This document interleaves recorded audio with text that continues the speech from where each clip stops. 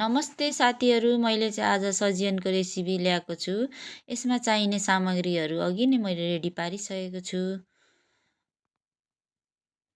यो रहेको छ सजियन, आलु, अदुवा, लसुन, जिरा, धनियाँ, तोरीको पेस्ट, टमाटरको पेस्ट, यो पनि रहेको छ टमाटरको पेस्ट, प्याज, धनियाँ र मैले कन्ती अघि रेडी पारेर तोरीको तेल लाएँ। यसमा मेथी फुराउने, त्यसपछि प्याज हाल्ने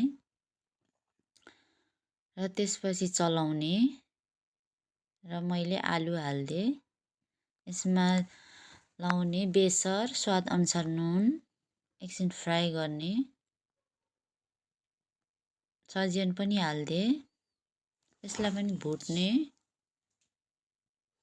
र यसलाई सानो ग्यासमा एकछिन छोप्दै भुट्दै गर्ने। मैले फेरि चलाएँ।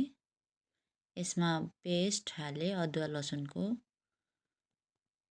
यसलाई पनि मजाले चलाउने, टमाटर हाल्ने, टमाटर पनि एकछिन चलाउने र यसमा मैले हल्का पानी लगाएँ ग्रेभीको लागि र यो सानो लो हिटमा पकाउने र मेरो सजियन रेडी भयो। धनियाँ हालेँ। कस्तो लाग्यो साथीहरू, हेरिदिनु होला।